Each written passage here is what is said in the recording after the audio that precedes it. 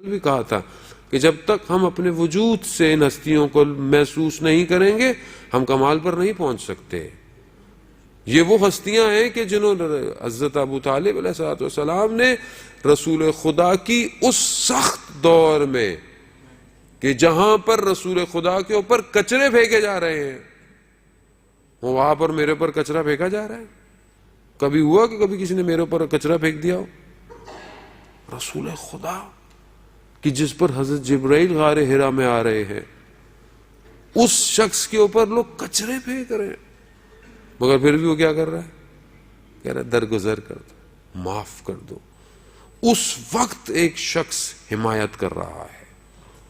آسان نہیں ہے. آپ اس دور کے اندر جا کر دیکھیں کہ جب کفر کا بازار اپنے اوج پر ہے، بتوں کی پرستش اپنے اوج پر ہے، مکہ بتوں سے بھرا ہوا ہے، ہر طرح کا الگ الگ خدا ہے، ہر طرح کی الگ ہے. اس دور میں خلیفہ، قبیلے، ہر سردار اپنے قوموں سے پہچانے جانے والے. اس دور میں جب رسول خدا کے اوپر ایک جگہ پورا مجمع بیٹھا ہوا ہے، رسول خدا مکہ کے پاس سجدے کے اندر ہیں، آپس میں ہوتے ہیں کون جو ہے وہ اس کے اوپر جو ہے وہ کوئی ایسا کام کرے. ایک شخص کھڑا ہو گیا، اس نے کہا کہ میں ہوں.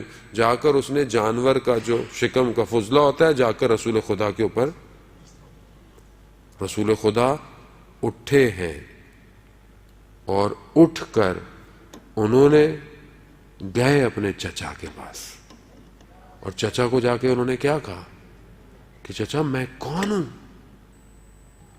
یعنی میں کون ہوں. درود بھیج دے محمد والے محمد. اللہ صلی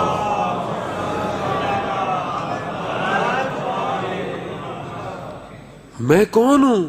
کہا کیوں؟ کہا یہ میرے ساتھ کیا ہوا. انہیں تلوار نکالی حضرت ابو طالب نے، وہاں جا کر گئے اور پورے اس مجمع میں پوچھا کس نے یہ کام کیا تھا. جب اس شخص کا کام کیا، اس کے سر پہ اسی پتھر سے ضربت لگائی. عزیزان محترم، آسان کام نہیں تھا اس دور میں جا کر. اور پھر اپنے آپ کو پنہان رکھتے ہوئے اپنے عقیدے کو رسول خدا کی تا حیات حمایت کی ہے. آپ کے سامنے مشہور ہے، آپ بچپن سے سنتے آ رہے ہوں کہ حضرت ابو طالب کے پاس سب آئے، کہا کہ اپنے بھتیجے کو سمجھاؤ، اس کو جو چاہیے ہم دینے کو تیار ہیں، اس کو سردار بننا ہے، بادشاہ بننا ہے، اس کو عرب کی کوئی خاتون چاہیے، اس کو دولت چاہیے، ہم سب دینے کو تیار ہیں، مگر اس سے بولو کہ یہ اپنے اس معاملے سے، اپنے اس باتوں سے باز آ جائے. تو رسول خدا کے پاس جب آئے حضرت ابو طالب، تو جب کہا کہ ایسے کہہ رہے ہیں، تو کہا چچا جان میرے ایک ہاتھ میں سورج رکھ دیں اور میرے ایک ہاتھ میں چاند رکھ دیں، مگر میں پھر بھی اپنے عقیدے سے پیچھے نہیں ہٹوں گا. وہاں پر اس عقیدے کے اوپر آسان نہیں ہے. ابھی 2-3 دن ہم بھوکے ہوں، ہم سے تو روزے نہیں رکھے جاتے. میں اپنی بات کر رہا ہوں، آپ سے کیا کہوں. 3 سال شیب ابی طالب کے اندر ان کو پابندیوں میں رکھا گیا، کھانے اور پینے کو نہیں تھا. عزیزان محترم، میں تبھی کہتا ہوں کہ آنے والی نسلوں کو یہ باتیں بتائیں. رسول نے اپنے شکم پر پتھر باندھے ہیں. یہ اسلام ایسے نہیں پہنچ گیا اتنے آرام سے ہمارے پاس.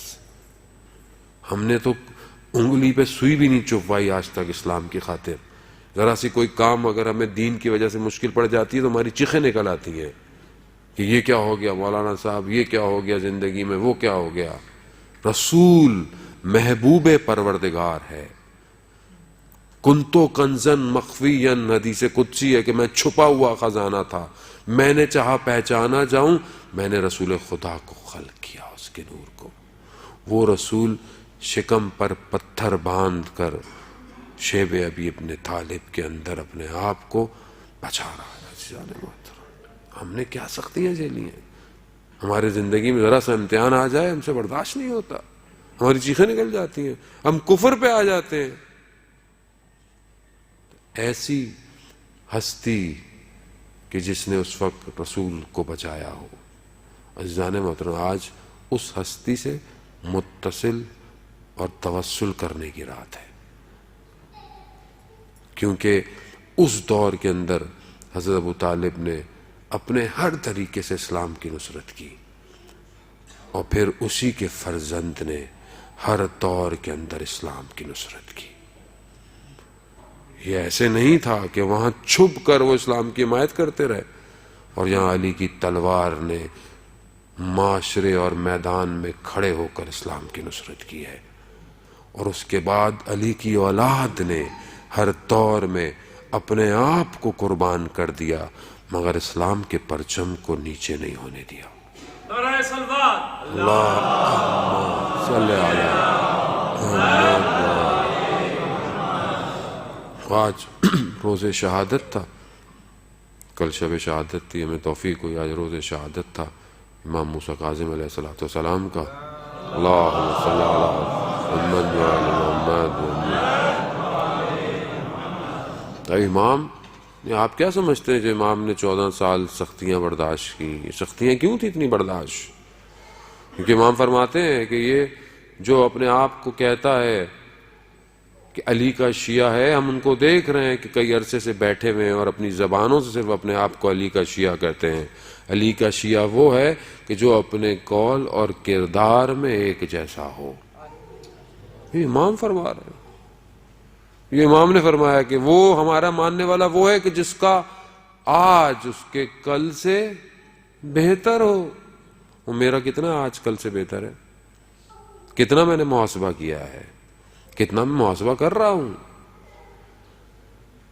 میں نے پہلے بھی کیا، میں پہلے بھی آپ کی خدمت میں عرض ہوا اور آتا جاتا رہتا ہوں۔ میں نے کہا خب روایتی باتیں میرے سے نہیں ہوتی ہیں، وہ آپ پورا سال سنتے بھی رہیں، اگر کہیں اور سے سن لیا کریں، نہیں ہو تو انٹرنیٹ لگا کے سن لیا کریں، کیونکہ ہم لوگ اب روایتی باتوں سے باہر آ جائیں۔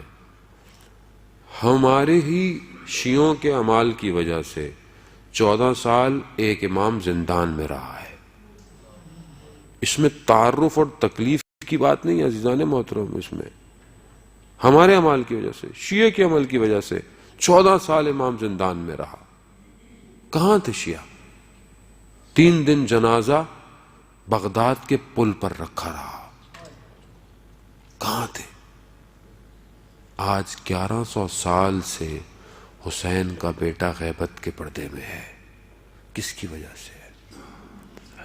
اب آپ بولے نہیں میری وجہ سے تو نہیں ہے، آپ کی وجہ سے۔ ہمارے لیے دوسروں پہ انگلی اٹھانی تو بڑی آسان ہے۔ میں خود اپنے اندر مشکل دیکھ رہا ہوں، میں بہت سی جگہ پر دنیا کو دین پہ ترجیح دے دیتا ہوں، میری وجہ سے امام نہیں آ رہا۔ میں آپ کو کیا کہوں گا؟ جتنی میں حدیثیں پڑھتا صبح شام ہوں، میں مشکل میں ہوں، اور میری مشکل کی وجہ سے وہ غیبت کے پردے میں انتظار کر رہا ہے کہ یہ کب صحیح ہوں گے۔ یہ جب صحیح ہوں گے تو آئیں گے، ورنہ جو ابھی تک ہوا اماموں کے ساتھ اس کے ساتھ بھی وہی ہوگا۔ تو اللہ نے کہا ہے کہ میں ایسا نہیں ہونے دینا، جب تک لوگ آمادہ نہیں ہوں گے امام نہیں آئیں گے۔ عزیزان محترم،